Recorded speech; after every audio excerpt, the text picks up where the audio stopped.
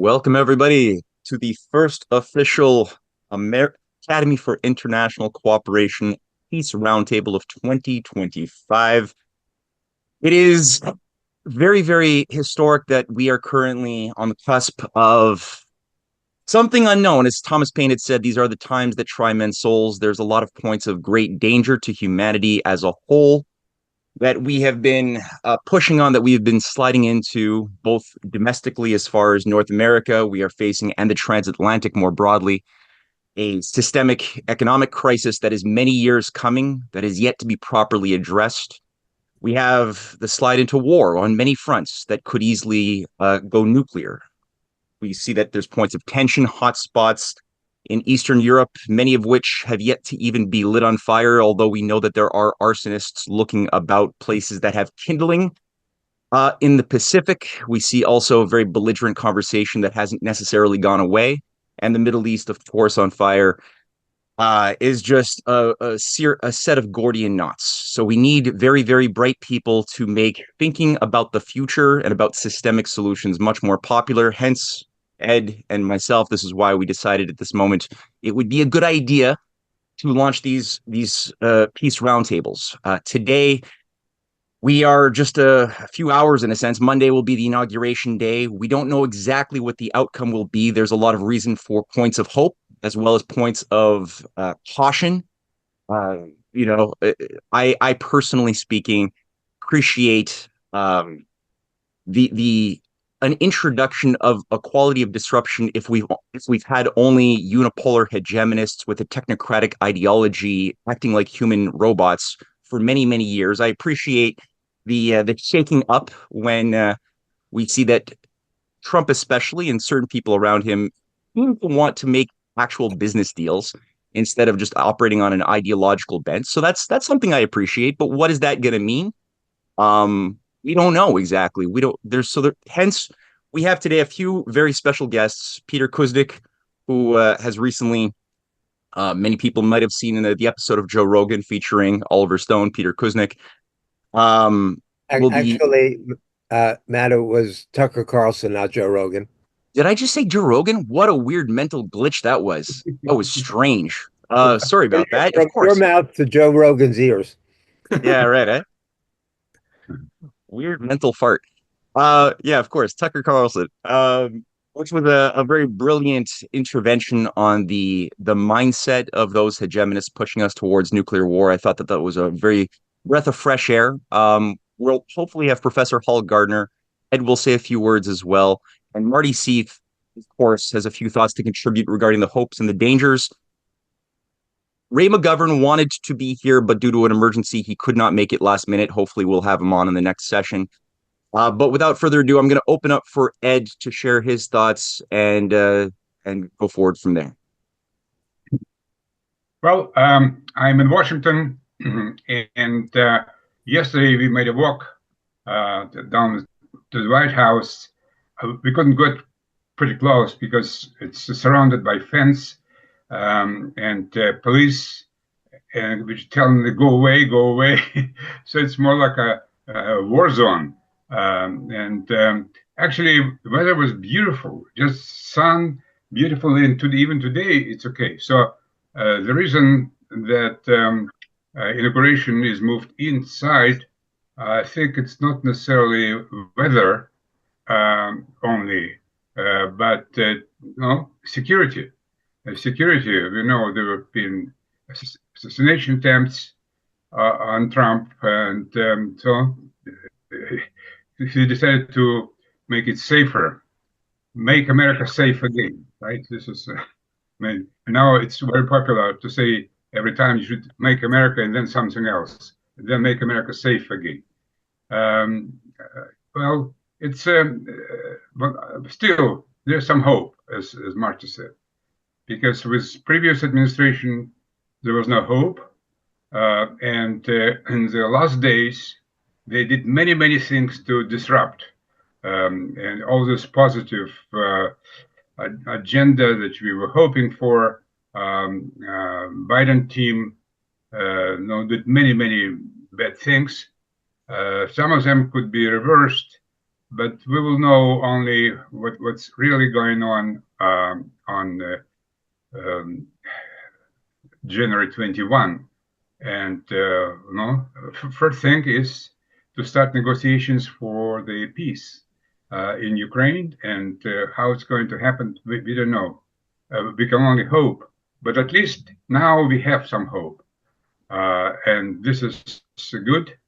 Yes, I just think that Peter would be very appropriate for him to step in because he is now, as you know, he is a professor of history at American University in Washington, and this is a place where John Kennedy made his famous speech, what we call peace speech. And since we say that our roundtables are related to the word peace, this is when in 1963, John Kennedy, after this Caribbean missile crisis, which almost brought us to a nuclear war, was resolved with Kennedy's help. And this is the place. So now we will have Peter in place of John Kennedy from the same location, close one, to say something what he, and we know that he is a great peacemaker. I think I already mentioned many times that his nomination for Nobel Peace Prize actually got the medal, and Peter was invited to Japan, and he took part in the ceremonies. After that, he made many other shows. Actually, yesterday, I think you mentioned something about this, what you call Peace Rally. So maybe it would be appropriate for Peter to jump in, and then maybe we can follow up. Peter, it's your floor. You are probably the major peacemaker in this group. So why don't you just move on? The last time I spoke to this group, Ed, I didn't make much peace. Good. It was rather contentious. And I still have those same concerns, but you mentioned a couple things. You mentioned the Kennedy's American University commencement address, which I think is the greatest presidential speech of the 20th century, and I've written quite a bit about it. And it does come out of the Cuban Missile Crisis, because Kennedy comes in there as a real Cold Warrior. And he and Khrushchev both understood that they had lost control. They not only was the intelligence faulty, the U.S. thought that there were 10,000 Soviets in Cuba. There were 42,000. The U.S. thought there were 100,000 armed Cubans. There were 270,000. And the U.S. did not know that the battlefield nuclear weapons were in Cuba. And we had only found some of the launch sites. So we were going there blind. And had the U.S. gone in there, McNamara finally concluded we would have lost 100,000 troops. And we would have definitely taken out Cuba and almost certainly started a nuclear war against the Soviet Union. And what we know now about nuclear winter, we wouldn't be here today had that happened. And they knew how close they had come. So they did go out of their way afterwards, both of them. And initially, Kennedy was somewhat slow in responding to Khrushchev's overtures. Khrushchev wrote that great letter on October 30th saying, "From evil, some good must come. Our people have both felt the burning flames of thermonuclear war. What we have to do now is eliminate every conflict between us that could cause another crisis." And they proceeded to do so. And the tragedy, of course, was the assassination. But what happened that's so interesting about Kennedy's commencement address is it was initiated by Sorensen, but they did not allow any of no input from the State Department, the CIA, or the Pentagon. They didn't allow them to see it beforehand or have any access to it. And that's partly why it was such a great address. And what Kennedy calls for there is ending the Cold War and ending the arms race. It's a vision that no other president has embraced since then. You might say that Carter did for a minute or two till Brzezinski got control of him. And I've just been writing about that. and giving talks about that. So, um, that's the vision we need. Does Donald Trump have that vision? Not in the same way that Kennedy articulated it, but there are some positives, and I'm willing to recognize that. Uh, I give Trump a lot of the credit for the ceasefire in uh, in the Middle East right now. Biden did not get that done in 15 months. In fact, he fueled the flames of war there, and Trump came in there and made clear that he wanted this ended, and it happened. Uh, and I was doing an Indian TV interview earlier this morning, and I didn't even know because I was at the Peace Ball last night. But Trump has said that he wants his first overseas trip in the first 100 days to be to China, which I thought was remarkable. I was stunned when they asked me about it on Indian TV this morning, and I think it's a wonderful step in the right thing to happen.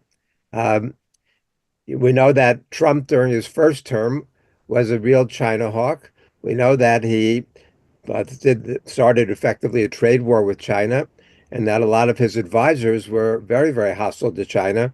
If you heard Marco Rubio's talk the other day, the testimony, he at his the hearings, again, he and so many of the others around Trump are real China haters. And are they going to have Trump's ear, or the more reasonable people like Tulsi and Bobby Kennedy on this issue going to have Trump's ear? We don't know.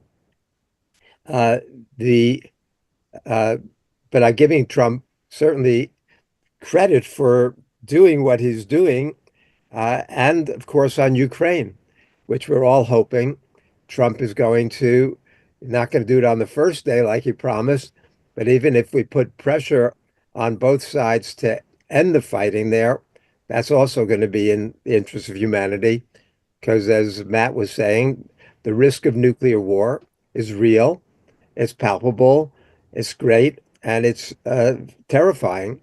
So I did go to Oslo. I think Ed mentioned I went to Japan. No, I'm going to go. What you might be referring to, Ed, is on Friday night, I did a webinar for more than 100 Japanese journalists and policy experts, in which I was talking about where Japan fits into the U.S. plans for war against China. I know our group has spoken a lot more about Russia than we do about China, but if we're talking about peace, among the dangers that we face in the upcoming period is the threat of war with China, triggered likely by the situation over Taiwan, but also potentially the South China Sea. And and I told the group a story that I don't know if we've ever mentioned here, but back in 2019, Jimmy Carter spoke to his church congregation in Plains, Georgia, and he said, I had a phone call last night from Donald Trump, and he was very worried about China. And Jimmy Carter says, and I told him, I don't fear the Chinese century, I welcome it. He said, do you know how many times China's been at war with anybody since 1979? Zero. He said, and the United States has been constantly at war. He said that uh, if you look at the 242 years of American history, the United States has known 16 years of peace. He said we're the most warlike nation in the history of the world. He said if we had spent our trillions of dollars like China has on high-speed railway, they said they've got 18,000 miles of high-speed railway. We've got zero. If we put that money into healthcare and housing and education, not getting rid of the Department of Education, but bolstering education. He said that would be so much in the interests of the United States and the rest of the world. And so the Japanese journalists were very, very concerned because the U.S. planned for war. And we know that General Minihan told his forces recently that he expects the United States and China will be at war in 2025. We've had others, Davidson and others, say they're prepared, Admiral Davidson, that they're preparing for war by 2027. We know what the U.S. war plans are, and they depend upon China, Japan, and South Korea. Now the U.S. has operational control in the event of war, not only of South Korean forces, but also of Japanese forces. And that's what the United States is going to need in order to carry out that war that they're talking about against China over Taiwan. So the fact that Trump, who unlike Biden, Biden said on at least four, maybe up to six occasions, now that if China and Taiwan go to war, the U.S. is going to militarily intervene on behalf of Taiwan. That's not U.S. policy. U.S. policy is strategic ambiguity, and his staff had to walk it back every time. But we know that's what Biden was thinking. Trump has been much more circumspect when it comes to what the plans are. And he said that Taiwan should be paying U.S. Uh, protection money effectively for U.S. policy there. So anyway, so with all of this going on, so the reason I went on Tucker's show, I have a student, a very, very close former student, who's a Trump insider. And we were having lunch, and I asked him, what's the best way to influence Trump's foreign policy? He said, either go on Tucker Carlson or Joe Rogan's show. He said, that's what Trump watches, and the people around him do as well. So he said we should use the fact that Tulsi Gabbard, when she did an interview with the New York Times in 2019, the Times reporter asked her, it's a big feature on her, they asked her, what podcasts do you watch? She says, I don't want to talk about podcasts, but I do want to talk about the untold history of the United States. She said, I've just been watching it and reading it, and everybody should watch this and learn what real history is, not the stuff that we've been taught all our lives. And so she gave that endorsement to my project with Oliver Stone. And so my student thought I could use that. So I called up Oliver. He loved the idea. He agreed that we're at such a critical juncture now, so close to war and nuclear war. So Oliver wanted to come on, and we got in touch with Tucker, and he was very happy to have us. And what Tucker's concern was, we had dinner with Tucker first the night before, then we're on for 2 hours, and it was very, very friendly because he agrees with a lot of us on how dangerous the world is right now. The first thing he said when I sat down with him dinner, he said, Peter, you know, I'm really a leftist when it comes to foreign policy and economic policy. And you know what he means by that is that he's anti-war, anti-colonialism, anti-imperialism, and is very worried about nuclear war. So what he expressed privately is the same concern that I have, that if you look at Trump's nominees and appointees, most of them are not our people. Most of them are not people who are going to push for reasonable, peaceful, diplomatic solutions. He's got a lot of neocons in there. And you know, I don't know, you guys know them all. I don't have to start naming the Sebastian Gorkas and the Rubios and the Waltzes and the others. Uh, so the question is, so Tucker was expressing his concern about that. He said he had just spoken to Trump a couple of days before. So we had dinner on Sunday night. He'd spoken to Trump on Friday, and he'd spoken to Tulsi earlier on uh, Sunday or Monday. And he said he says this to Trump directly. You know, these people you have around you are poisonous. They're toxic. They're dangerous. And so the question is, but that's why I see there's positive signs of what's happening in Gaza, positive sign about wanting to reach out to Xi Jinping, positive sign about wanting to end the war in Ukraine. So I'm very, very hopeful. I even said, since I nominated this year's Nobel Peace Prize winners, Nihon Hidankyo, I announced, maybe it was on Tucker's show, that I'm happy to nominate Donald Trump for the Nobel Peace Prize if he abolishes nuclear weapons and ends these wars that we're facing now. So so I think we're at a crucial, as Matt was saying, a crucial inflection point right now. We could go in the direction of peace and prosperity and development, or we could go in a different direction, you know. And I'm the signs I'm reading right now, I find very, very encouraging, and I hope they continue. And whatever pressure we can put, or support we can give, or incentives we can give to keep Trump moving in that direction, I think That's the future of humanity. And I'm working with people in order to try to reach um, Guterres at the United Nations and the Pope. I'm working on both of those because I'd like to see, Ed and I have talked about a new Yalta. I'm giving a talk, I've got a recorded talk for a conference in Moscow about Yalta, the previous Yalta. And Ed and I have talked about the need for new Yalta, and Ed's written about this. And what I've been suggesting is we need a global summit. We need a summit between Trump, Xi Jinping, uh, Putin, Modi, maybe Lula, maybe some others, but a small summit in which we sit down and we look for diplomatic alternatives, peaceful resolutions to some of these problems so that we can deal with the things that really concern us. Among them is the fact that the richest 8 people in the world have more wealth than the poorest 4 billion people. Climate change is real and getting worse.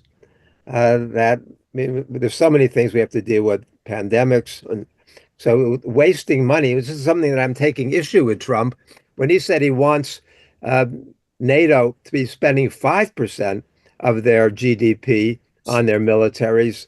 Uh, that's the opposite of what I would like to see. I would like to see them cut back from 2% to 0.5% or less. I want to see us stop wasting money. As Eisenhower said in his great speech in 1953 after Stalin died, he said, this is all this money we're wasting on our militaries is a theft from what people really need. And so I want to see us go the opposite direction with that. Anyway, just a few opening thoughts and No, that's good. hand it back. Yeah, no, that's very constructive, Peter. Thank you. And yeah, I was also very surprised to see the open dialogue, that initiative between Trump and his Chinese counterparts as well. And I know he officially invited Xi Jinping, who obviously couldn't make it. However, I was pleased to see that Chinese Vice President Han Zheng will be there for the inauguration, which I don't know how a lot of those neocon hawks feel about those types of maneuvers. I'm curious what types of discussions are happening behind the scenes. I'm sure there's a few unchoiced vulgar words being thrown out there, but it also reminded me in 2019 when Trump also made an announcement from the Oval Office bypassing the State Department and invited Vice Premier of China to the Oval Office, and they gave this press conference. And then Trump, in the course, April 5th, 2019, said, sitting next to the Vice Premier, between Russia, China, and us, I have a little quote here on a slide. We are making hundreds of billions of dollars worth of weapons, including nuclear, which is ridiculous. I think it's much better if we all got together and didn't make these weapons. Those 3 countries, I think, can come together and stop the spending and spend on things that are more productive towards long-term peace. And I really appreciated that because, again, it wasn't announced and it demonstrated how personal relations matter a lot more in around Trump than the type of acting on a script that we've typically seen over the last decades. So hopefully what you just said is right. And if you do want to cut down on spending, go for the military. I mean, I don't know why people are afraid of talking about the military as something you can't possibly slash spending on. The world would thank us.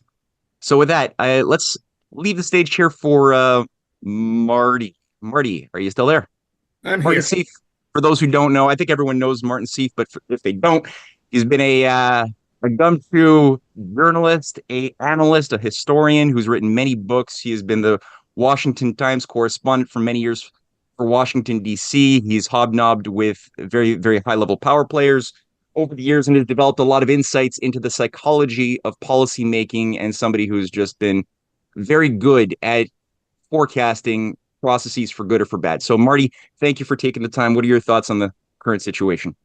Thank you very much, Matt. First of all, Ed and Peter, of course, have made it very easy for me. Ed made a pitch perfect opening, and I'm happy to endorse, as always, but especially now to endorse Peter's, as usual, brilliant, courageous, comprehensive analysis. I think he's already, what's the word? Simply, he's drawn a map for us, a map out of the maze. And if we follow Peter's map, if we can follow Peter's map and help him implement it, we can save the world. It is quite literally as simple as that. That's the beginning. But you asked me, Matt, to assess the pros and cons of what we see with the administration coming in. And Peter was much more optimistic about them than I expected. And in fact, in the reversal of our usual positions, Peter, you're much more optimistic about them right now than I am, which obviously gives you great delight. Obviously, I've been too much exposed to you and your assessments over the years.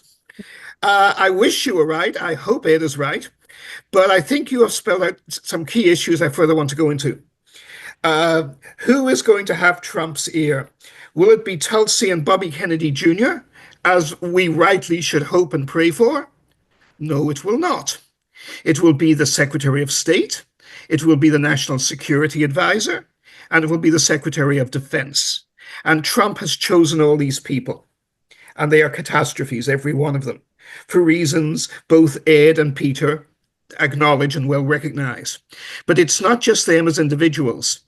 They are in charge of super hawkish, out of control bureaucracies, which they will not make any effort to rein in, but instead will enthusiastically whip the fires up. So why did Trump do it? Well, first of all, for the reasons Peter rightly said. What is the way to Trump's brain? What is the way to the way he thinks?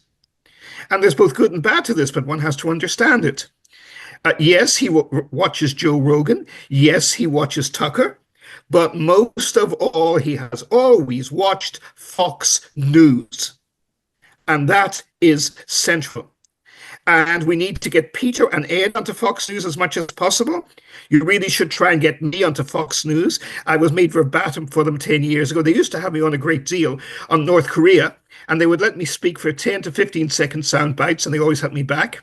And then they let me speak for a 2-minute sound back, and they never had me on again, because I was able to speak more of what I actually thought on both North Korea and related issues. Exactly, Peter. You had influenced me even then. What can I say? But I've been verboten for them ever since. But that is the way into Trump's brain. It is the highway. It is the super parkway. It is the New Jersey Turnpike into the president-elect's brain.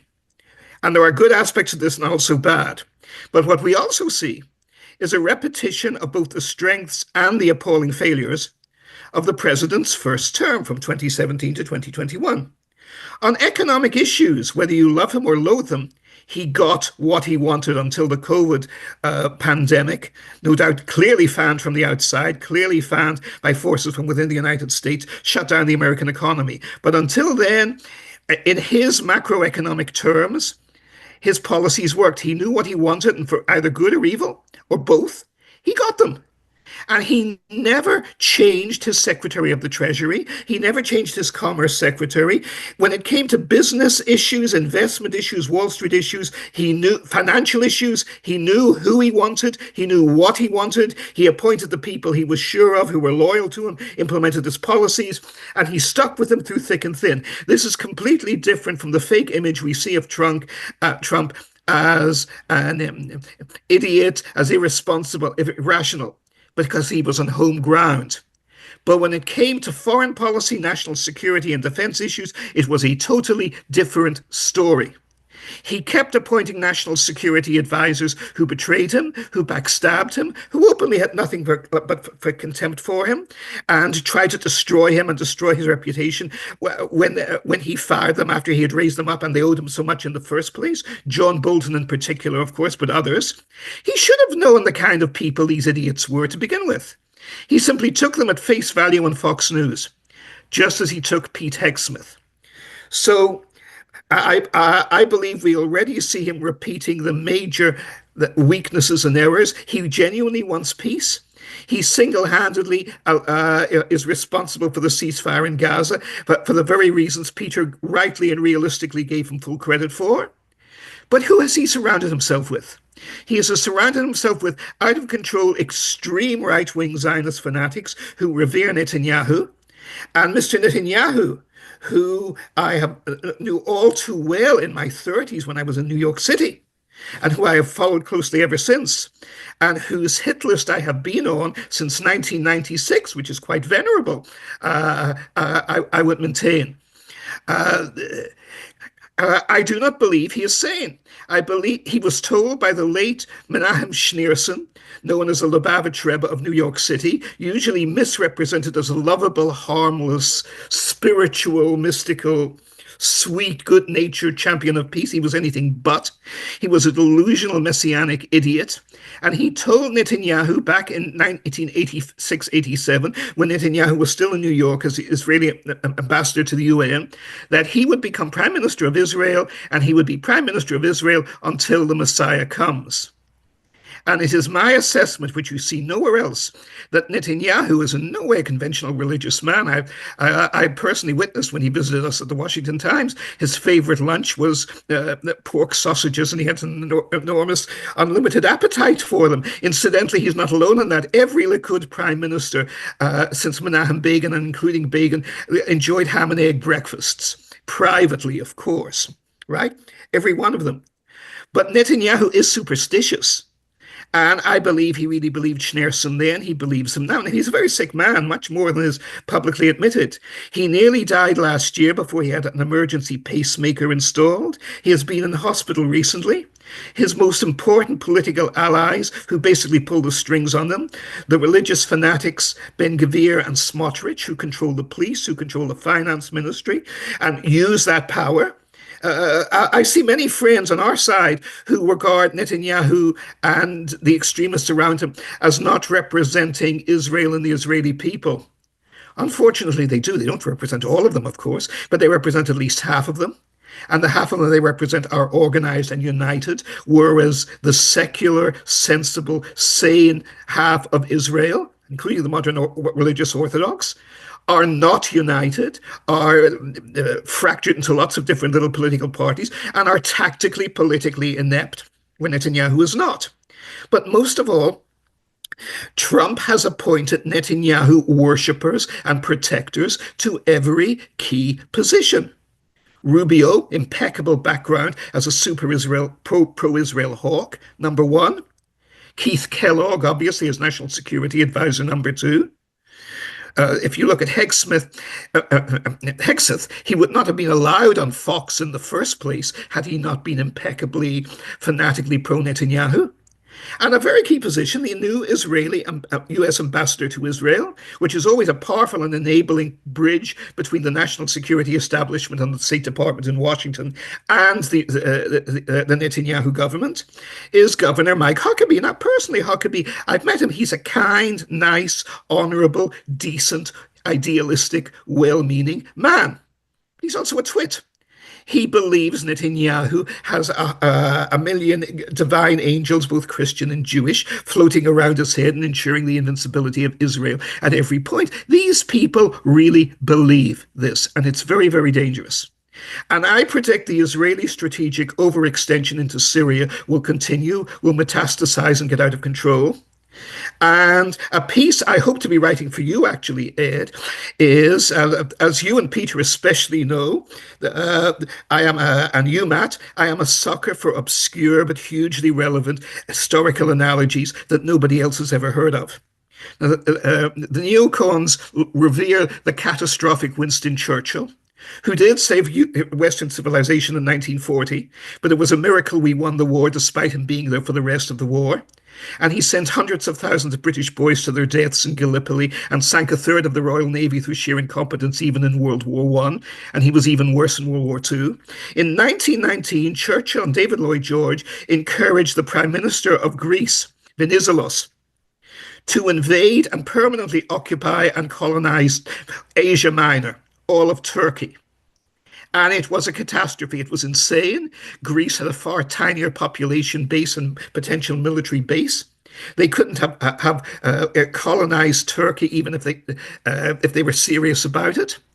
What they got was the total annihilation of the Greek army, 500,000 refugees, hundreds of thousands of dead massacred in the war, and the total elimination of a Greek civilization which the tolerant Ottoman Turks had protected in Greece, in Asia Minor, over the previous 500 years, and 3,000 years of Greek settlement in Asia Minor was annihilated because Churchill gave Venizelos the wild dream of overextending into Turkey when they couldn't do it. And that is what I believe Rubio and Kellogg and Huckabee, and therefore Trump too, will give Netanyahu the green light on to create a greater Israel in Syria, and they're not capable of doing it.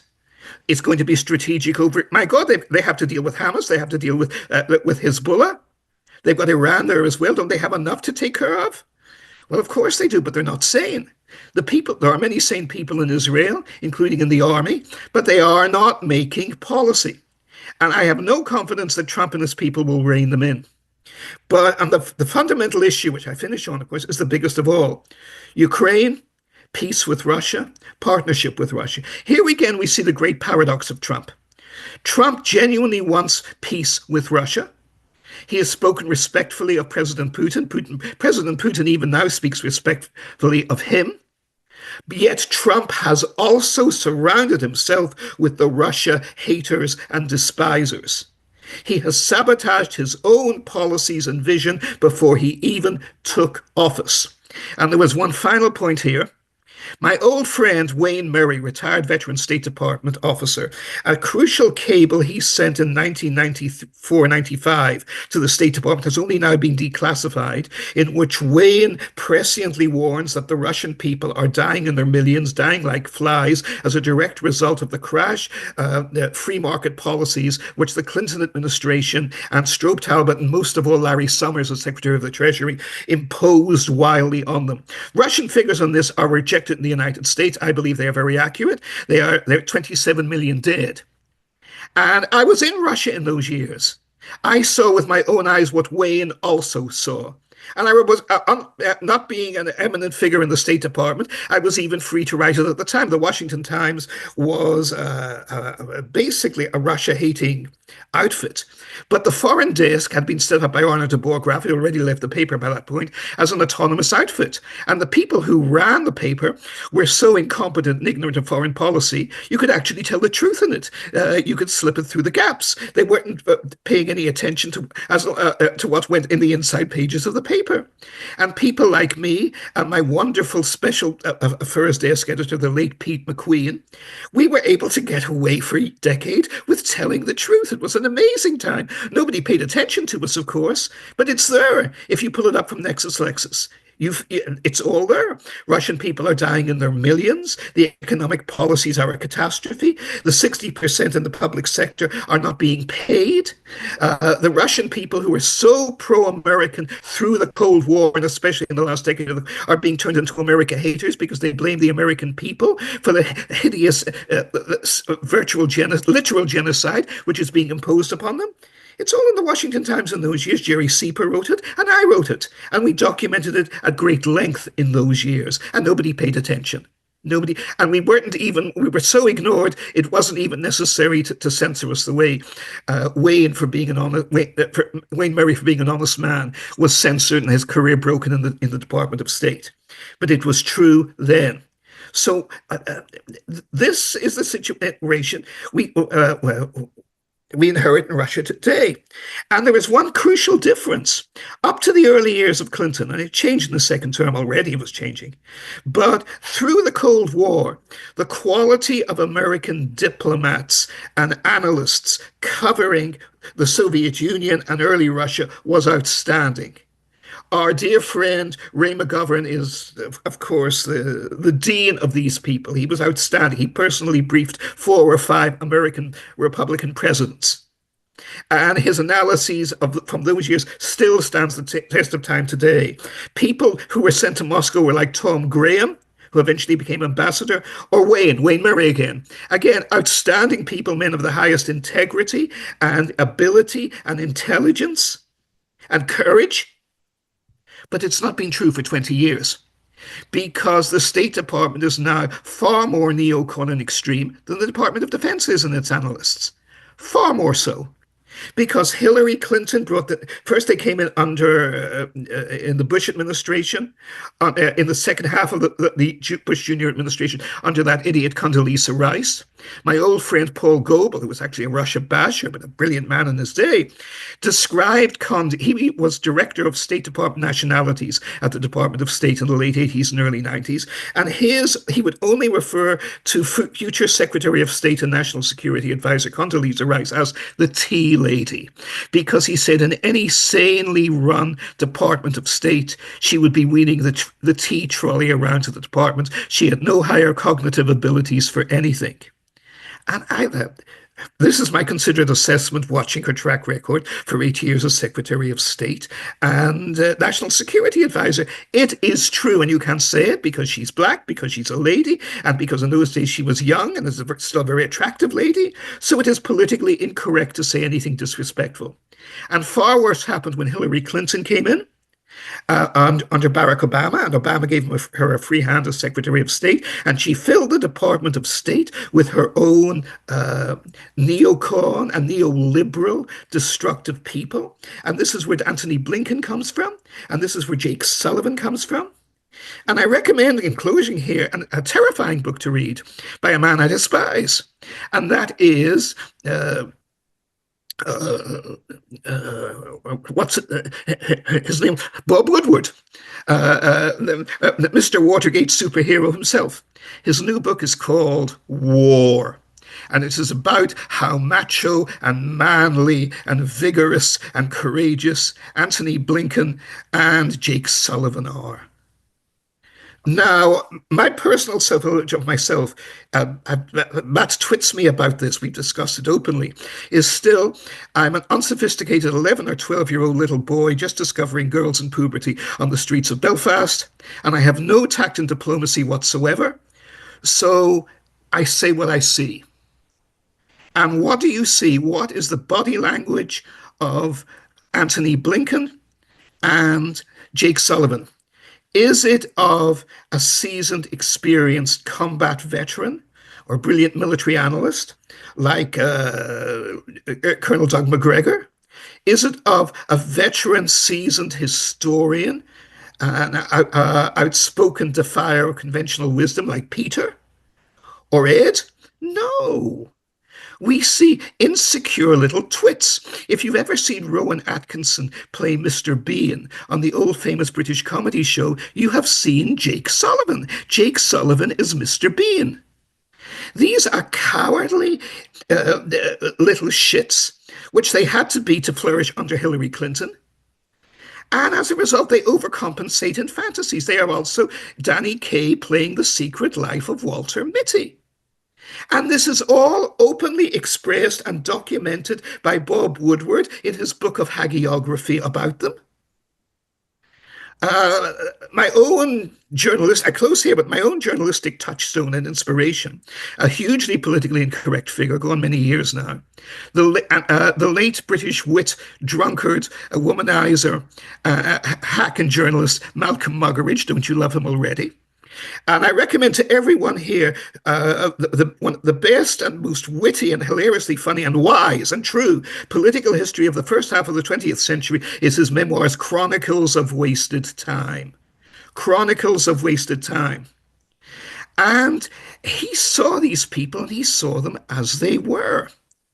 And he especially had an insight into the people who worshipped Stalin, and most of all into Walter Duranty, who still a proud holder of the New York Times. He is on their wall as one of the great Pulitzer Prize heroes, who was a genocide denier. He denied the genocide in Ukraine in the late 1920s and early 30s. And I was involved with then democratic Ukrainian governments, Ukrainian activists also in America, to try and get the New York Times to take his, and the Pulitzer Committee to remove him from the list of, to have him dishonorably removed as a genocide denier. Now, the New York Times has 30 or more Pulitzer Prize winners for whatever that's worth. You would think that's more than enough. You could think they could do without one psychopathic liar. But no, know they had to keep him there, and they still do.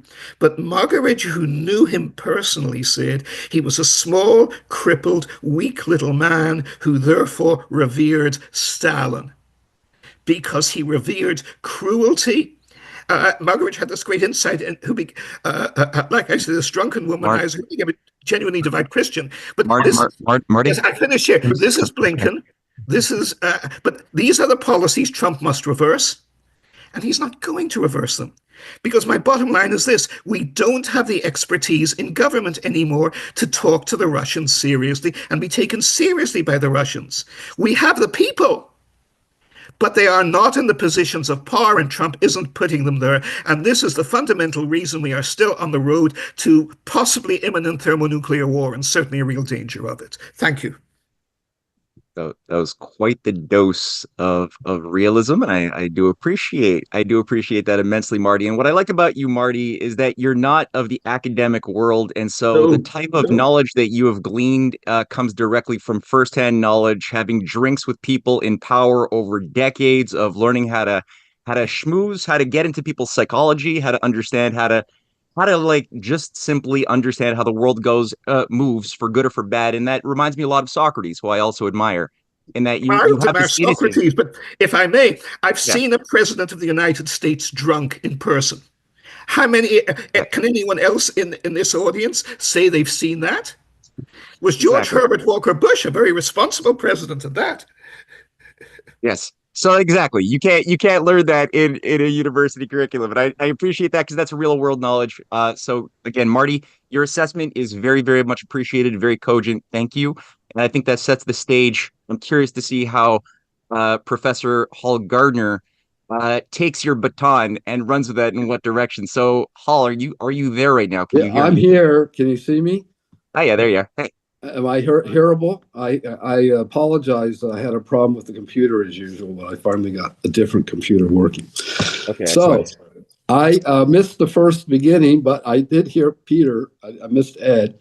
I'd like to say something in between, and I'll try to relate some of the comments made by both speakers. I heard Peter. First of all, let me say this. I totally agree with the assessment. We have nobody. We have no real men in office with men in the foreign service at the top leadership that have the experience of people like George Kennan and Paul Nitze.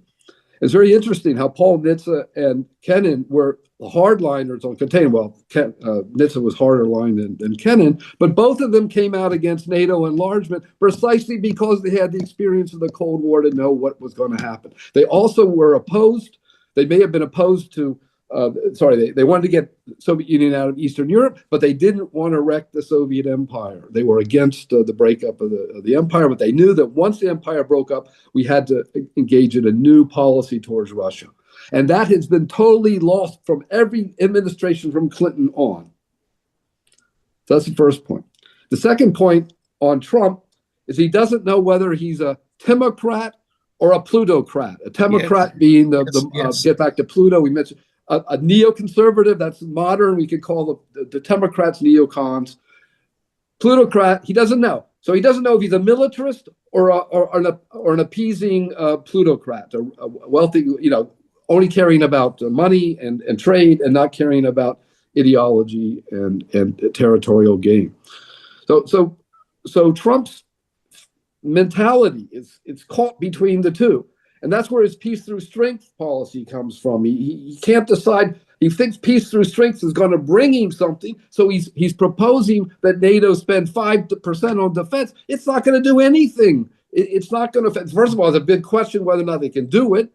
Secondly, it would be smarter, instead of trying to undermine the European Union, try to bring it together. You could actually reduce military costs if the Europeans would come together and coordinate their defense spending a little bit better, rather making this arbitrarily bureaucratic, arbitrary figure that everybody has to spend 2% and now 5%, and concentrating on military that's effective and necessary for defensive purposes, not for offensive purposes. So that's the first point. Let me go back to Peter's point, and I'll get to Russia. I will talk about the China issue is absolutely crucial.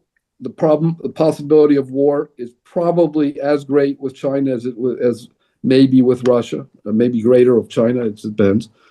Iran, that's a real possibility with the Trump administration for the reasons already outlined because of the U.S. Over support for Israel.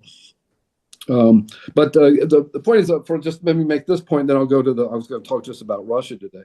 But there is a possibility, you've got this issue that you're either going to have China take over Taiwan or Taiwan declare independence. Both of them are no-goes. There are diplomatic compromises you can make between China and Taiwan. You can create a confederal relationship between the two and with international backing. I've been arguing that for a number of years now. And it just means diplomacy. It means working direct with the Chinese and with the Taiwanese and coming up with a solution to that. We do not have to go to war with China if we begin to negotiate this. But the problem is, if Trump, as he says, wants to put that incredible 60% or whatever tariffs on China, you're not going to get China's assistance either in dealing with Taiwan or dealing with Russia, where you need Chinese diplomacy to help bring this war to an end. So let me get to the Russian point of view, Russian issue, U.S.-Russian relations. And so my basic argument here is that if we're going to have a sustainable Ukraine-Russia peace, we need to really undo, step by step, 40 years of neo-containment policy. I think that was said earlier. This began with the NATO enlargement process, but it also included the strengthening of defense relations with Japan, South Korea, Australia, and now we have the AUKUS Pact. We've created this encirclement that has actually forced Russia, China, North Korea, and Iran closer and closer together, so that Russia has just forged a defense pact with Iran after forging a strategic partnership. You don't want to call it defense pact, even though it has defense relations, and one with North Korea. Plus, it's a no-limits strategic partnership with China. All this is a consequence of Clinton administration policy from the very beginning that has been continued from every administration since then in slight variations. So if we're going to begin to wind this down, to begin to transform it, which Trump has talked about, but kind of inarticulately, he was never very clear on what he meant when he was against NATO and in the previous thing. That was the wrong way to phrase things. He continues to phrase things in the wrong way.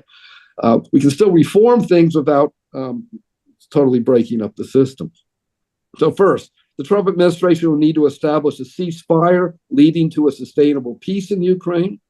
It has to be sustainable. This is what the Russians want. It can't be just a temporary deal. Secondly, Trump will have to implement a new NATO-Russia partnership accord to update the 1997 NATO-Russian Founding Act to restore trust by way of revising NATO's defense policies as they impact Russia in the world. Now, that means reassessing the ballistic missile defense systems. It means reassessing how we approach Russia and what kind of oversight Russia will be allowed to have in a new Europe. I mean, looking at all those questions in a new way. And finally, as I've already hinted, the Trump administration, this is the big deal and the most important, most difficult, and if we're going to prevent a global war, and I've been warning the global war could take place. I've been arguing since the 90s that our policy was heading towards major power war, is to say to look at the objectively as possible and how to ameliorate the geostrategic and political economic tensions posed by the new strategic partnerships that have been forged by Russia with China, North Korea, as well as Iran, among others, that have been formed in result of the U.S. tightening of defense relations with Japan, South Korea, Australia, Taiwan, as well as with Israel. All these, we're forming a polarized global system between the U.S. and its alliances and Russia and China and their alliances. And if we don't break that polarization, we will be headed. One of these regions will provoke us and bring us into conflict. So the problem is, but if you can immediately, the Russia-Ukraine one is the one that can help ameliorate the others, because Russia is more or less the link between all of them. So obviously, Trump has promised to achieve peace in 6 months. He promised 24 hours, but he finally realized that ain't going to happen. And let's hope he has the 6 months he can do something. It looks positive for Israel and Palestine, sort of right now, though it's not clear that that's going to be very positive. Did Trump make a deal with Netanyahu to solve Hamas, to get the hostages back, but to strike Iran later? It's a question mark to think about. There may be some dirty geopolitics going on in the background of this hostage release, which is, of course, positive.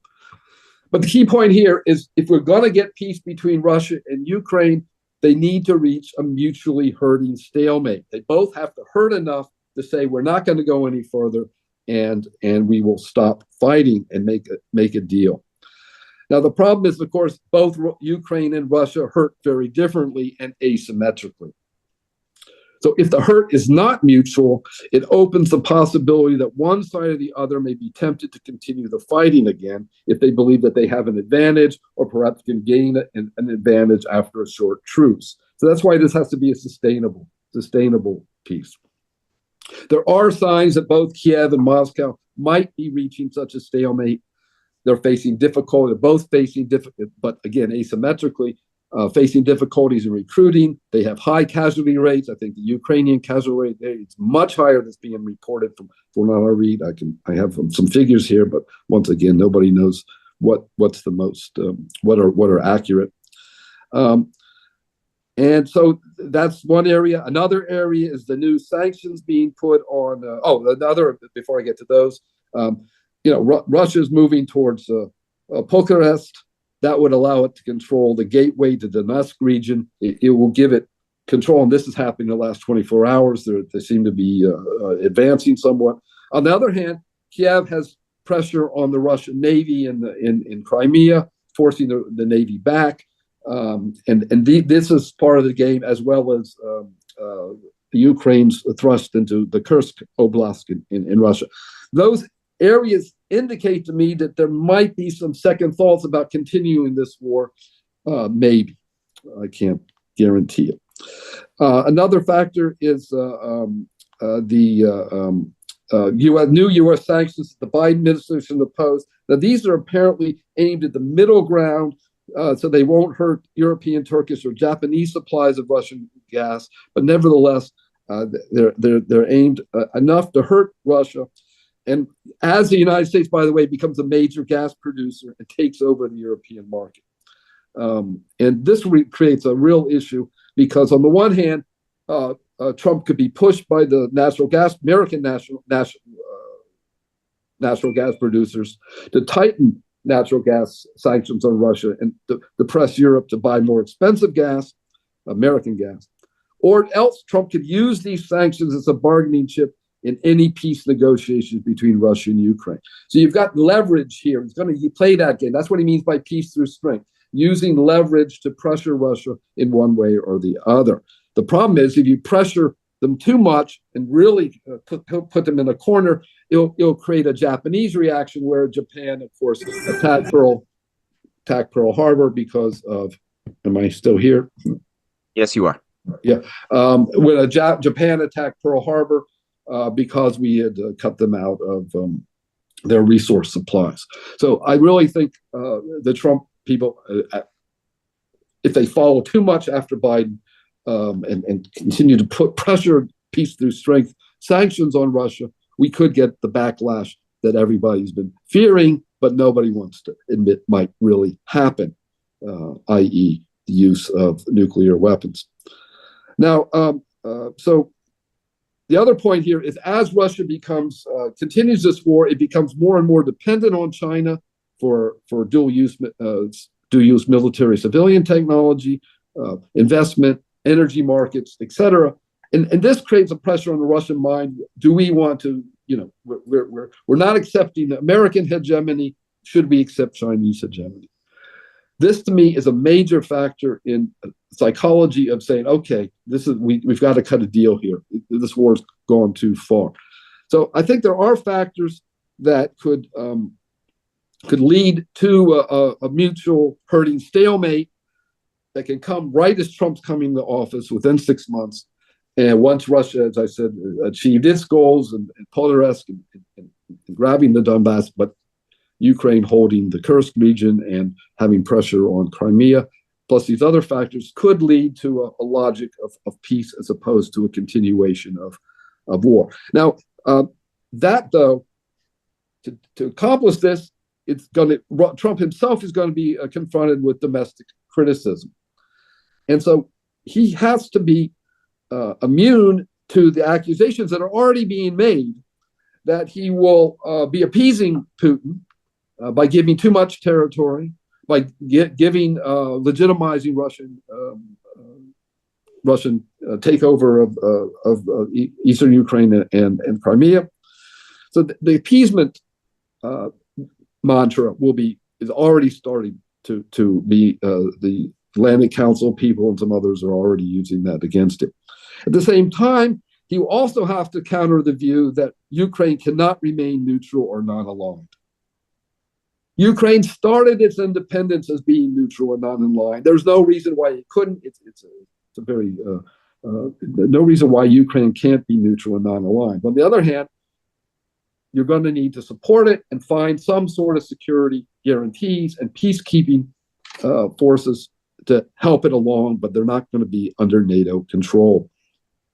So on the one hand, he has to balance these questions, these attacks on him, that he'll be appeasing Russia, and that and those who are against declaring a neutral Ukraine. Appeasement met mutual compromise in the 19th century. It became known as capitulation in the early 20th century, of course, because of Neville Chamberlain's peace efforts at Munich. So the problem is the lesser of evils is a deal which allows some of the gains that Russia has achieved in its war effort, its special military operation view of it, but at the same time, that gives some breathing room and allows Ukraine to exist as a state that is viable and economically viable and military self-sufficient, but not aggressive. So I think negotiations should begin to consider options of sufficient arms reductions and withdrawal rather than talk about a buildup of forces. Both sides need to talk about a building down of forces as part of the peace agreement. And that means a withdrawal of forces. It means the movement of international peacekeepers under the UN or OSCE, not under NATO, into key regions, buffers in Ukraine. And these peacekeepers have to be acceptable to both sides. They're not going to be states that one side or the other believes are hostile. It means establishing buffer zones and new other forms of compromise. Later, and here I throw this out as something that might seem like dreaming at the moment because the two sides hate each other so much, but certainly there can be territorial trade-offs, joint development projects, and joint sovereignty over specific territories, including Crimea. The idea that first of all, Crimea could be just independent and a neutral state not controlled by Ukraine or Russia. That's one option. Other options are, of course, Russia won't accept that. They want sovereignty, but that doesn't mean that it can't engage in joint development projects with the rest of the Black Sea states, including Ukraine. So the idea there that there are some areas of loosening up relations between the two in the future, not obviously in the immediate term. Now, furthermore, this is not going to, just settling the Ukraine question doesn't settle the larger issue of NATO-Russian relations.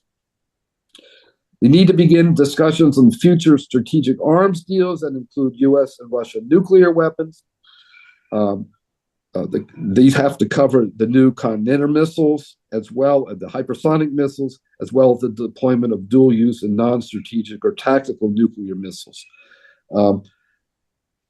We should be eliminating, as Gorbachev and Reagan talked about, eliminating intermediate, medium range, and tactical weapons. Let's try. And finally, a transparency mechanism that allows each side to inspect each other's weapon systems has to be worked towards. Now, the problem is if these efforts fail to achieve peace, am I here? You can hear me.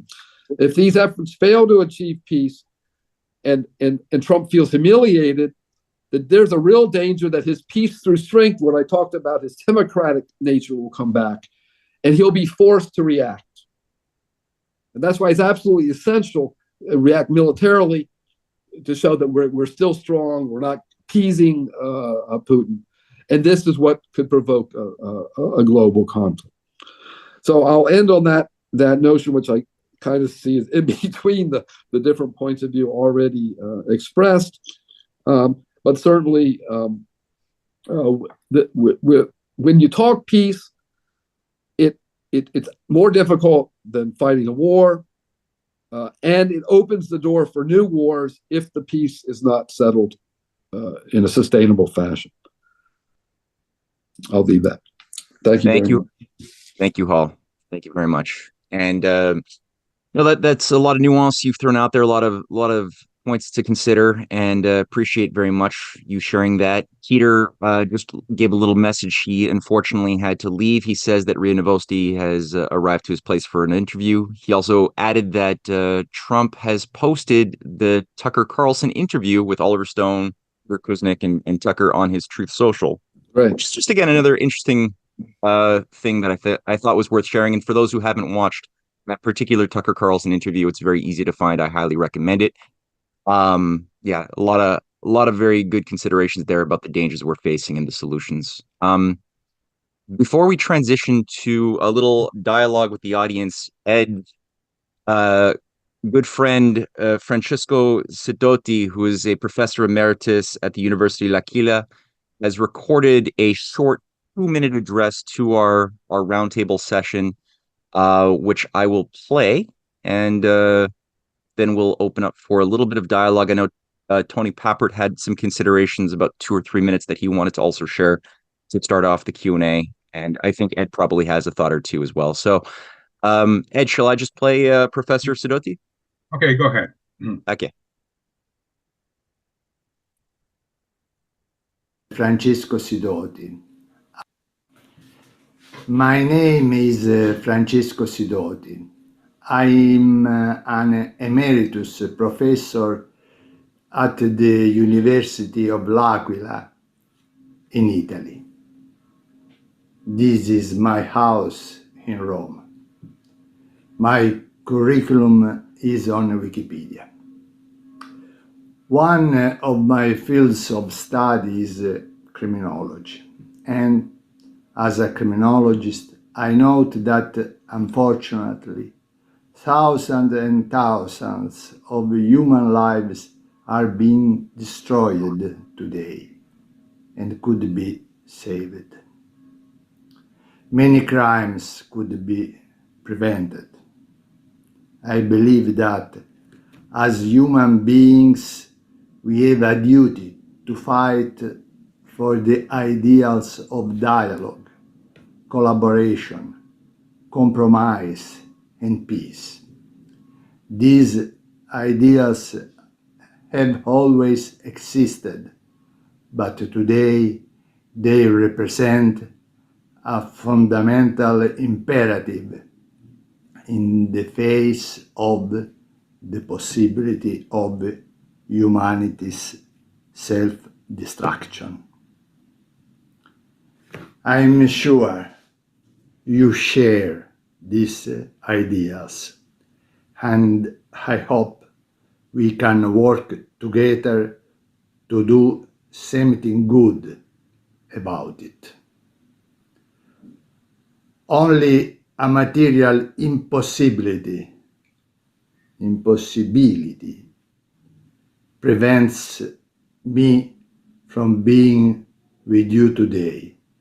So I'm using this pre-recorded message. But from the bottom of my heart, I am completely with you. Okay. The reason I asked Francesca send this message because I wanted to show that this group is really international. We're talking about international dialogue, and we already had speakers from Washington, Paris, Rome, and I'm pretty sure in the Q&A, and Montreal, of course, Montreal. Yeah.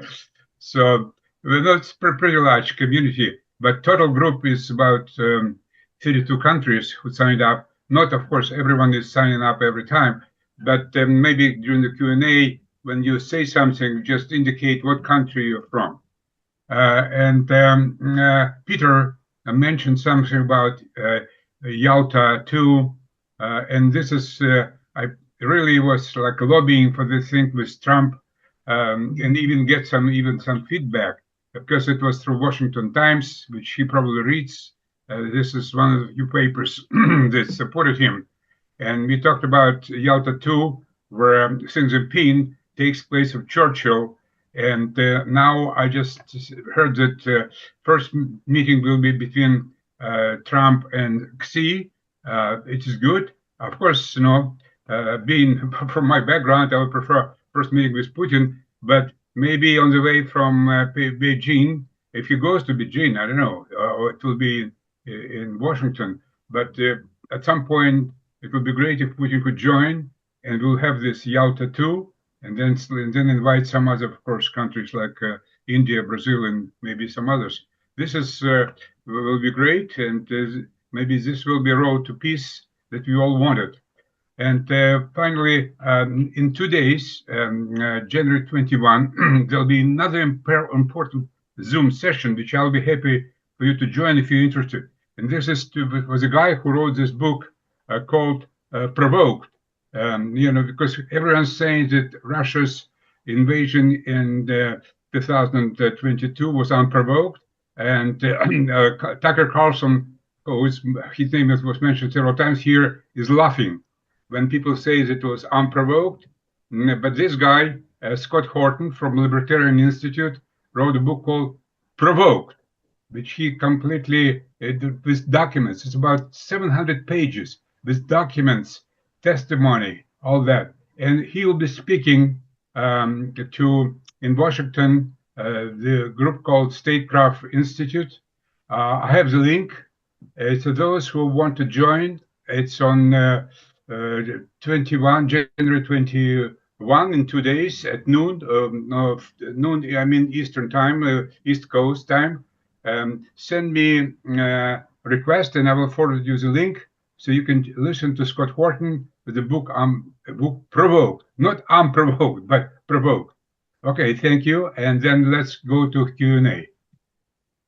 All right, thank you, Ed. And yeah, please send out that link. I'll certainly be happy to listen to Scott and pose a question. And on the issue of questions, I see that there's already a number of hands, people waiting in the queue. The first to get in there was Tony, who had a few considerations. So Tony, you can do about 2 minutes of sharing of your thoughts, posing a question, and then we're going to move to the additional 4 or 5 people I saw. But please keep your questions for the most part as condensed as you possibly can, since we don't have too much time, and perhaps all 3 of the speakers today may wish to show a thought or two. So without further ado, Tony Pappert with Prometheus PAC. Go for it, Tony. Yeah, thank you.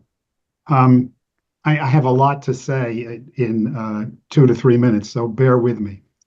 There's a lot of truth in what's been said, and I'm in debt to Marty for his experiences.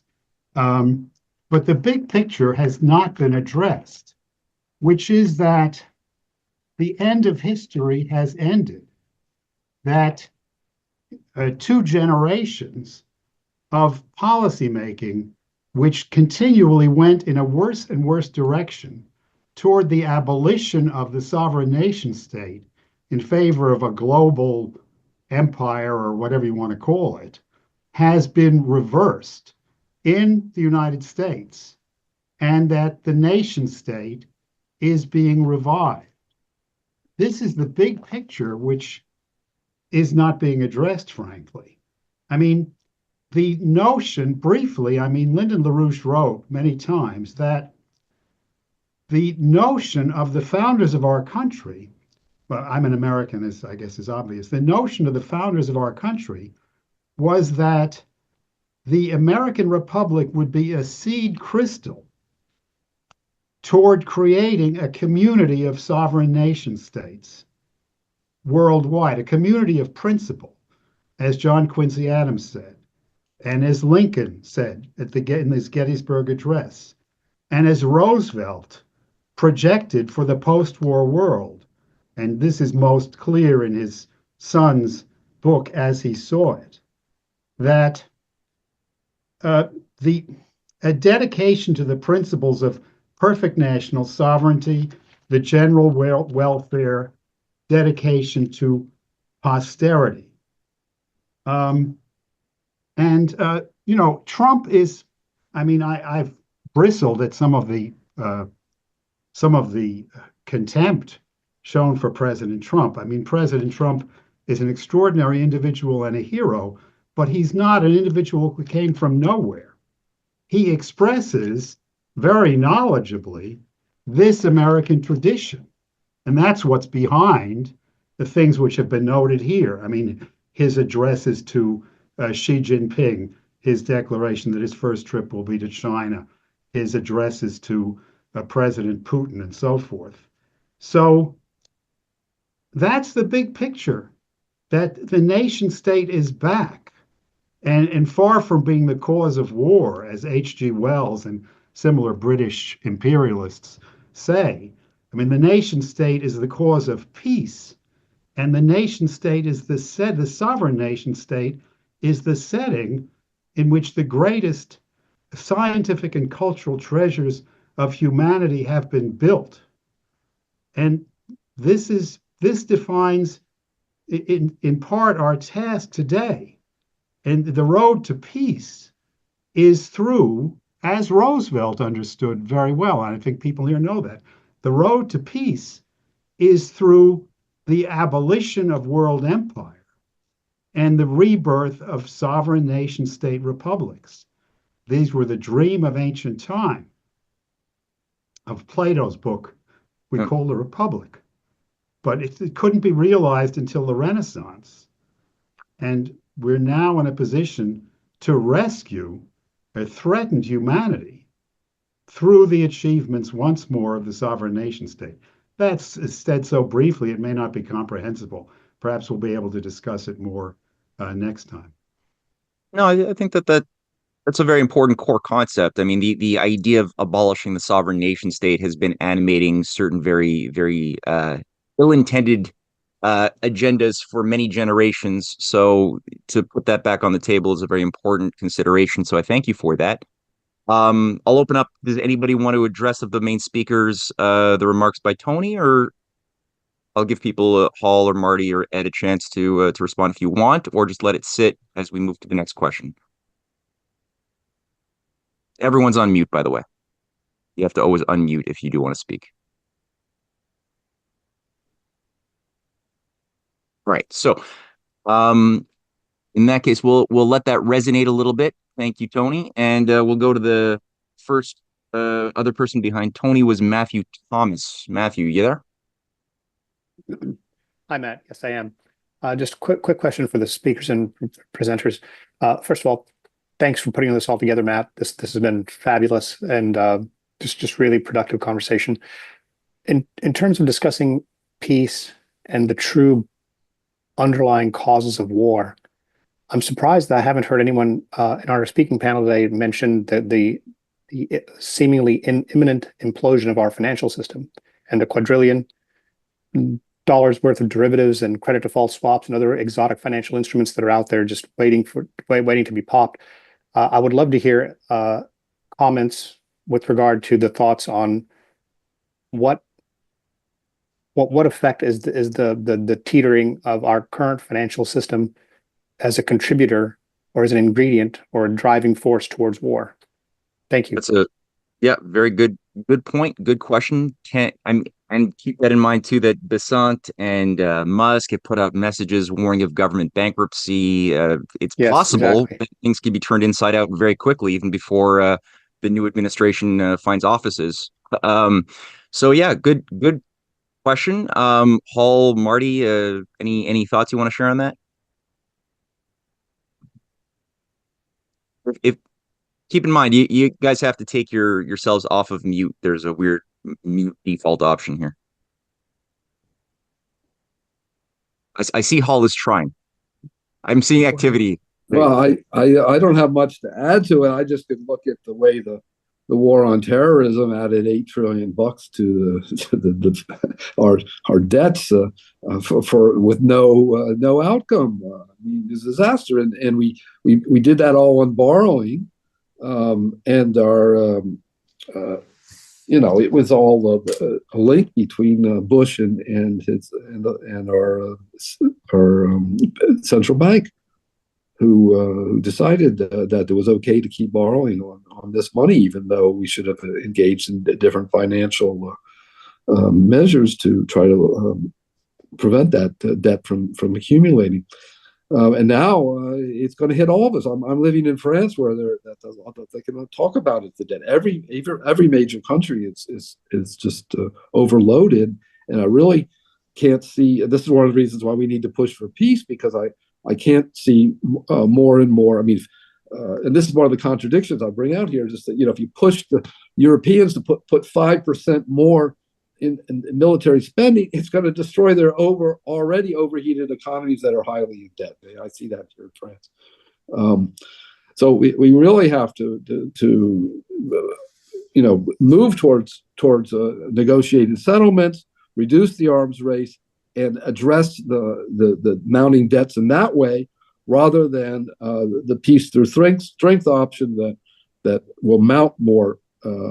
Which will cut back on welfare measures and move towards military-industrial complex. Yeah. On top of that, I would add, and maybe we should almost have an entire future roundtable session specifically on the systemic breakdown crisis, because it's so multifaceted and so important. But I would say one consideration that struck me as you were speaking, Matthew, were the remarks that Trump had made back in 2016 that were reemphasized in 2017, and then that stopped for whatever reason, that left the political discourse. But I'm referring here to the Glass-Steagall, the modern Glass-Steagall restoration that he had advocated for early on, which called for a very, very vital separation of investment from commercial banking as a first step to a broader bankruptcy reorganization of the system of the too big to fails that should never have been allowed to grow to that extent.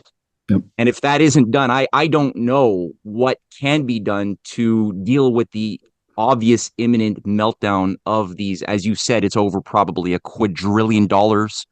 Fictitious financial instruments that have no bearing in the real world that we are being told to die to save. I don't know what will be possible to avoid the calamity unless that type of remedial measure is done, as was done by Franklin Roosevelt in 1933, break up the banks and actually put some justice on the table.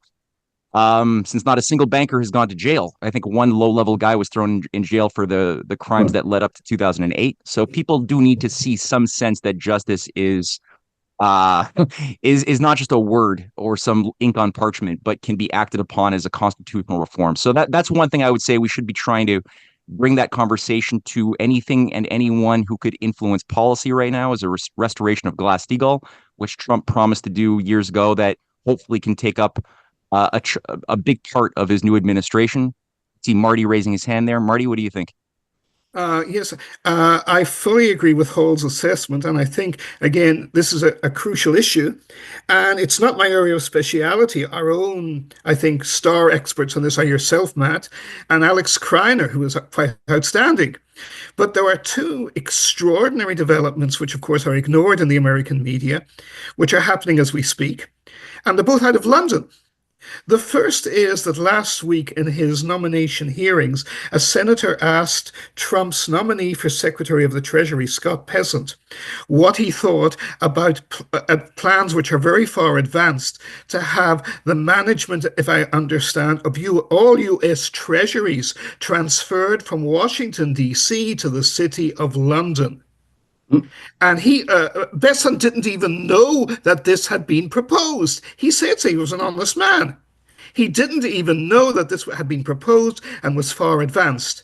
Now, this would be an abdication of American sovereignty that has existed since the days of Alexander Hamilton and George Washington. It's an enormous issue to London now. And also, what do we see at the same time? Last week, we saw an absolutely insane proposal in London from the Starmer government, from which no idiocy that even Joe Biden is capable of, they seem determined to dwarf it. They have offered a 100-year treaty of defense and security and guarantee to Ukraine, to the current non-democratic, fascist, collapsing, corrupt, crime-ridden, neo-Nazi-ridden government of Ukraine. What is the equivalent of this? It would have been if the British Empire 160 years ago had offered the Confederacy of the United States, the slave-owning Confederacy, a 100-year security guarantee of protection and military alliance against the United States at the height of the Civil War. The parallel is exact, and it is important, and this is insane. So how could they be stupid enough to do it? I think both these insane initiatives come from the same issue. They come from exactly what Hall has pointed out and Dario has pointed out, the coming economic crisis and collapse, which is felt more and feared more in the City of London even than in Wall Street.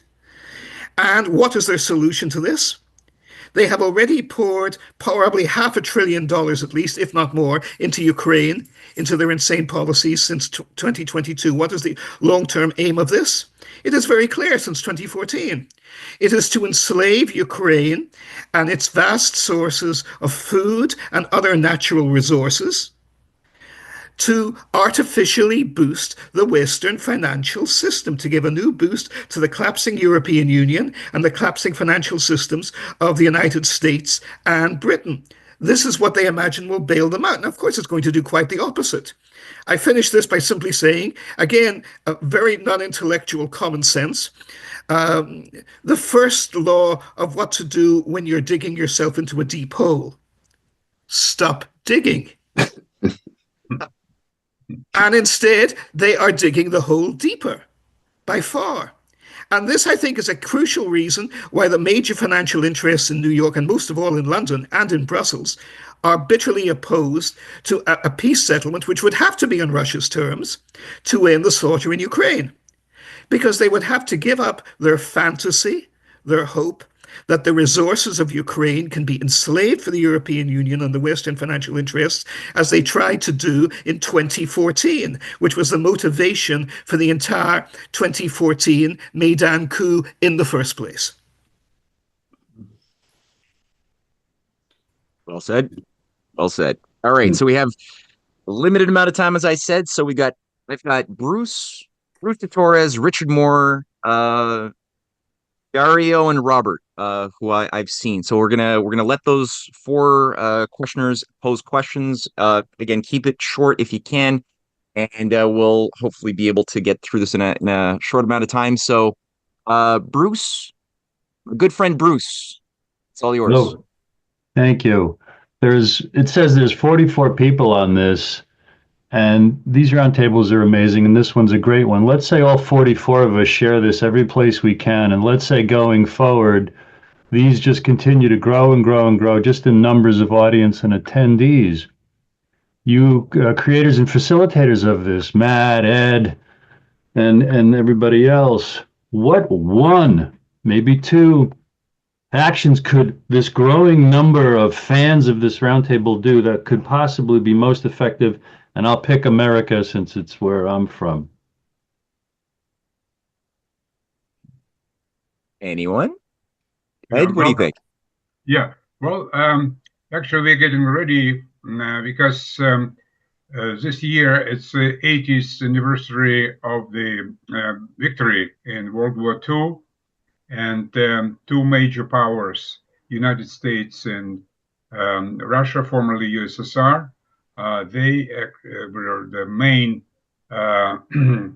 allies in this war. We want to recall those days. Fortunately, this newspaper, which Marty mentioned, Washington Times, he was senior foreign correspondent, and I was working with Washington Times for over 40 years. And they have to admit, in those my op-eds, I really criticized the U.S. foreign policy, and they printed. They showed that this is really a paper which adheres to values, that freedom of the press and freedom of expressing the opinion. And right now, they still, of course, now they not as actively publish my pieces as before, but still they let them through. And one idea is to have what we call a global forum, and to recall those days when we were allies, and maybe think about history, and maybe go back to our senses. We know that you mentioned about financial matters, but the United States is getting ready for default. At least Department of Treasury, they're considering what action to take to avoid incoming default, because $36 trillion debt. And one thing which I don't know how it is going to work, but Trump suggested simply to eliminate ceiling to total. So you can spend as much you want. You just keep printing. And, from the physics point of view, sometimes you have this bubble, eventually bubble is exploding. And this is what Trump is saying. So I don't know. It's crazy world. There was a movie, I think. Mad World. So we are back. At the time we were laughing, but now it's no longer a laughing matter. So, has Trump said he believes that the ceiling should be completely removed? He said that? Yes. I think many people can confirm that. Right. Okay. Yeah. Well, I was thinking, the idea of a Yalta 2.0 idea could fold into that type of rallying program, something to fight for, as far as a very important historical moment, like Peter said, which was designed to shape the contours of the post-war world, and it represented a major battle between those who loved freedom and independent sovereign nation states, as Franklin Roosevelt represented, versus the figures of Churchill and who he represented, wishing to restore and keep control of a global slave system instead. And within the context of the details of the imminent financial collapse, the need to make serious systemic changes in conjunction with a harmony of interests of other nations that also want to survive, that could be something that citizens could also rally around and build conferences, town halls, around trying to influence that type of discussion once again, and obviously focus on policymakers or people who are in an advisory position or some position like that, with those who can perhaps influence the ear of Trump, who does seem to be open to looking for advice from good or from bad sources. So yeah, good question, Bruce. We should all have that on our mind at all times, so we don't just get into a voyeur standpoint, but we're always thinking about what are we doing subjectively, right? Thank you. Marty Hall, any thought you want to share, or should we move on? I'm just totally for a Yalta 2.0. Perfect. Cool. All right. Consensus on Yalta 2. All right. That's one thing right there. Okay. Richard Moore. Yeah, I'd just like to make three quick optimistic points.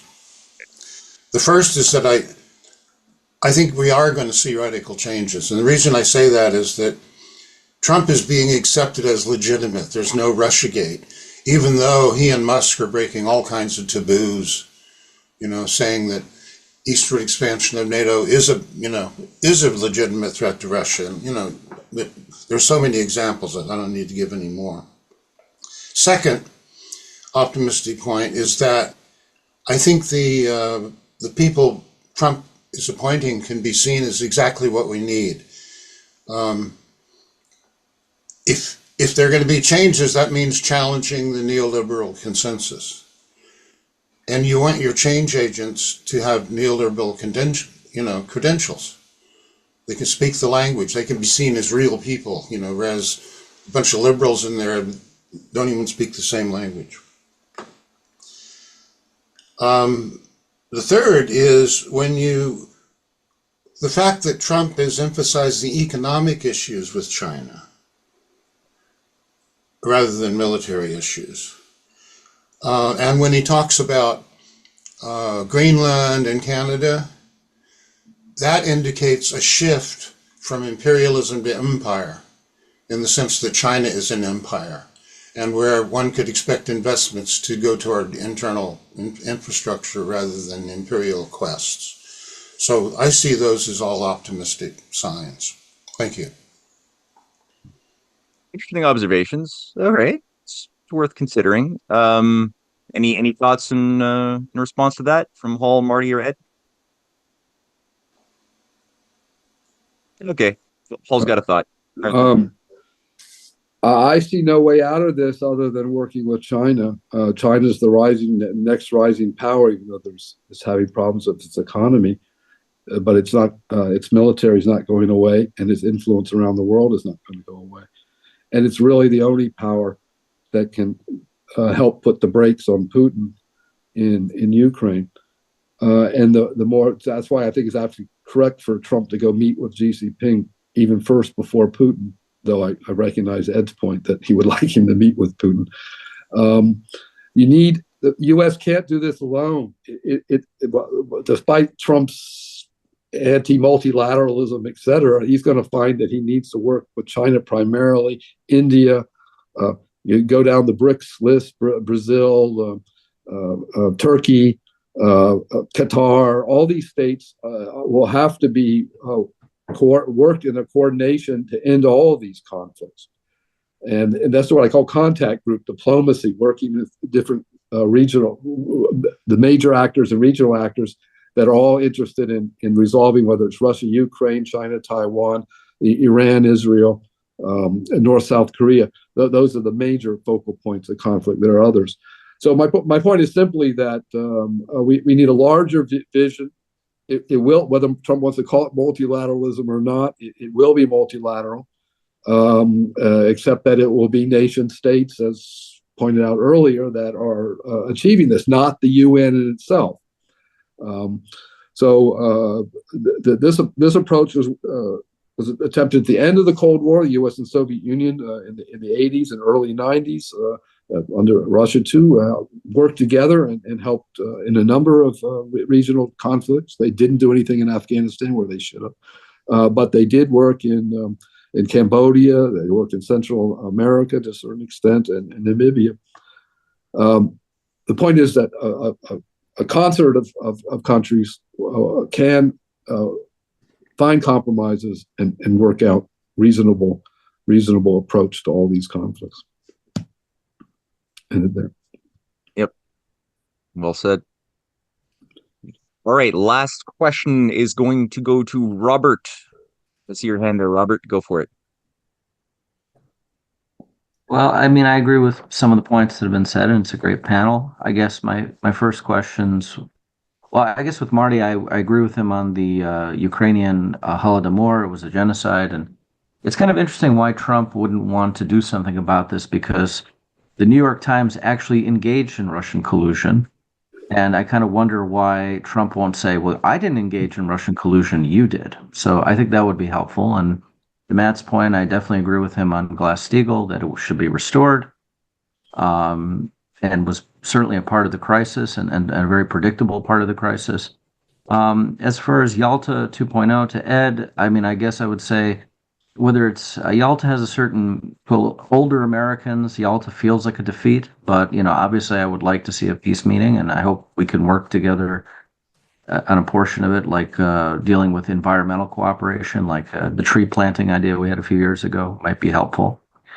But finally, I just think the only part, and to Mr. Hall's point, is that it's not going to be, even if they can get an agreement, I think it's not a good idea that Russia sees itself as treated like a defeated power. If they don't get if there's not a feeling that they kind of won, even if it's just taking a little bit more land, I think that it's going to be like the 1990s all over again, where they're going to be treated like a defeated power in the Europe and among the Western powers. And then that could trigger a crisis in the future.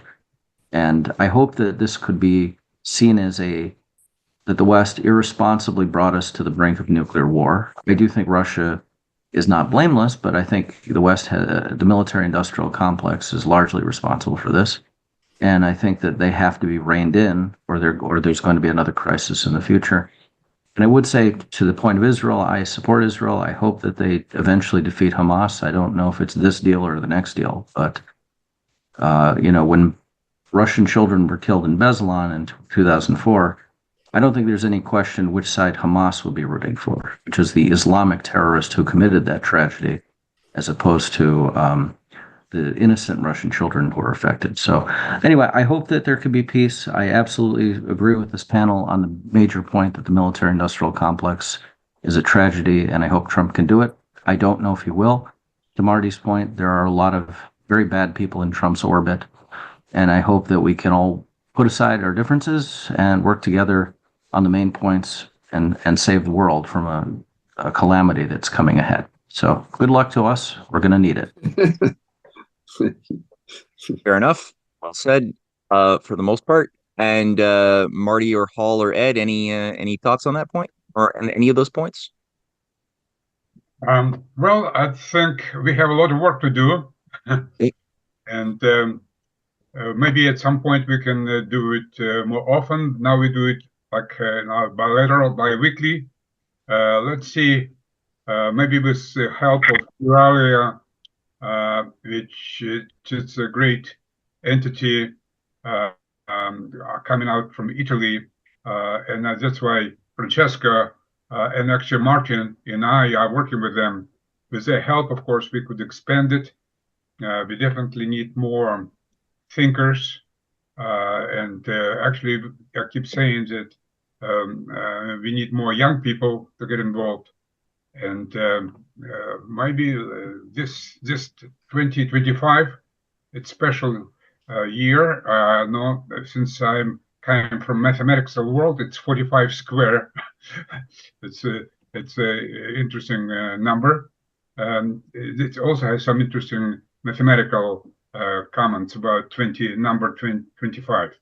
But this number has some good vibes, and let's use this year to end this war and work toward common peace, win-win. This is what we should do, win-win, and okay, it's a good beginning of the 20. Let's see what's happening tomorrow in Washington, and let's hear from Scott Horton. It's a great analyst, which maybe will put some specific facts, details into perspective.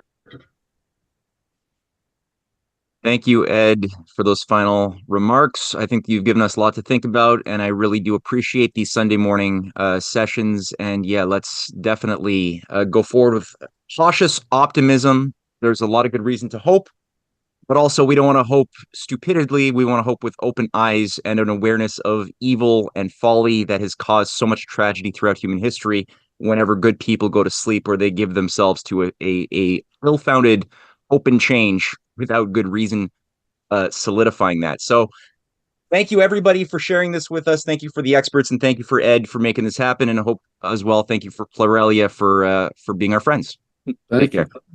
Thank you again. Excellent discussion.